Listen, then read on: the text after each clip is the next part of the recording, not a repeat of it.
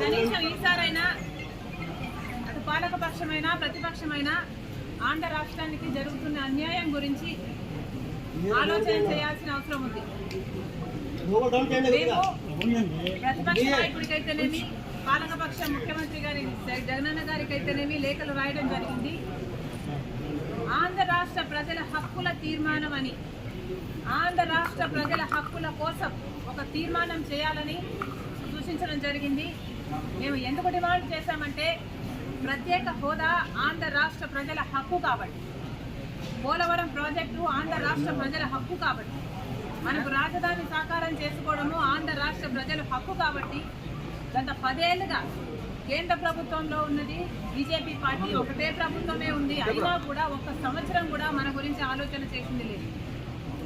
ఇంతకుముందు 5 సంవత్సరాలు చంద్రబాబు గారు ముఖ్యమంత్రిగా ఉన్నారు, ఆ తర్వాత ఇప్పుడు 5 సంవత్సరాలు జగనన్న గారు ముఖ్యమంత్రిగా ఉన్నారు. కానీ ఇప్పటి వరకు కూడా ఆంధ్ర రాష్ట్ర ప్రజల హక్కుల గురించి ఎవరు ఆలోచన చేసింది లేదు. స్వలాభం కోసం ప్రజల ప్రయోజనాలను తాకట్టు పెట్టింది చాలు. కనీసం ఈసారైనా ఆంధ్ర రాష్ట్ర ప్రజల హక్కుల తీర్మానం అని ఒకటి అసెంబ్లీలో పాస్ చేయాలి. మనకు ఎందుకు ప్రత్యేక హోదా బీజేపీ ద్రోహం చేసిందో, మనకు పోలవరం ఎందుకు ద్రోహం చేసిందో, మనకు రాజధాని ఎందుకు ద్రోహం చేసిందో వీరన్నిటి మీద అసెంబ్లీలో చర్చ జరగాలి. ఈ తీర్మానాన్ని ప్రెసిడెంట్కు కేంద్ర ప్రభుత్వానికి కూడా పంపాలి అని డిమాండ్ చేశాము. దయచేసి ఈసారైనా పాలకపక్షము అటు ప్రతిపక్షము ప్రజల సమస్యల గురించి ఆలోచన చేయాలని డిమాండ్ చేస్తుంది కాంగ్రెస్ పార్టీ.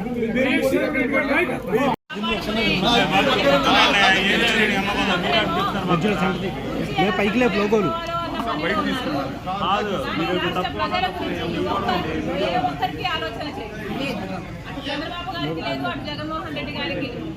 అందుకే చెప్తున్నాం, ఇప్పటికైనా కూడా కళ్ళు తెరవాలి ఆంధ్ర రాష్ట్ర ప్రజలు. ఇప్పటికైనా ప్రజల మేలు కోరేది ఎవరు అనేది ఆలోచన చేయాలి. ఈ బీజేపీ తొత్తు పార్టీలైన టీడీపీని వైసీపీని ఇంటికి పంపించాలని కాంగ్రెస్ పార్టీని ఆశీర్వదిస్తేనే మనకు ప్రత్యేక హోదా మళ్ళీ సాధ్యమవుతుందని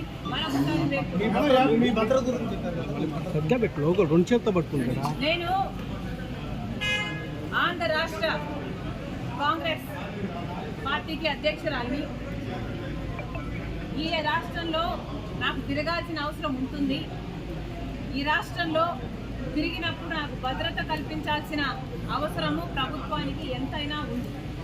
కానీ అవేవి పట్టనట్టు ఒక మహిళ అని కూడా చూడకుండా, అధ్యక్షురాలు అన్న ఇంగితం లేకుండా ఈరోజు మేము అడిగినా కూడా మాకు సెక్యూరిటీ కల్పించడం లేదు అంటే మరి మీకు ప్రజాస్వామ్యం గురించి చిత్తశుద్ధి ఉందా? ప్రజాస్వామ్యం ఇది అన్న ఆలోచన ఉందా, గుర్తుందా అని అడుగుతున్నాం. మీకు సెక్యూరిటీ ఉంటే సరిపోతుందా? మీరు పెద్ద పెద్ద కోటలు పెద్ద పెద్ద గడిలలో కట్టుకొని మీరు బతికితే సరిపోతుందా? మిగతా వాళ్ళకు ప్రజలకు భరోసా ఇవ్వాల్సిన అవసరం లేదా? ప్రతిపక్షాలకు రక్షణ కల్పించాల్సిన అవసరం లేదా? అంటే మా చెడు కోరుకుంటున్నారనే కదా దాని అర్థం. మాకేదైనా ప్రమాదం సంభవించాలని మీరు అనుకుంటున్నారనే కదా అర్థం. ప్రమాదాలు సంభవించడమే కాకుండా ప్రమాదాలు కల్పించే వాళ్ళలో కూడా మీ వాళ్ళు ఉంటారనే కదా మీరు చెప్పదలుచుకున్నది. ఎక్కడ ప్రజాస్వామ్యం?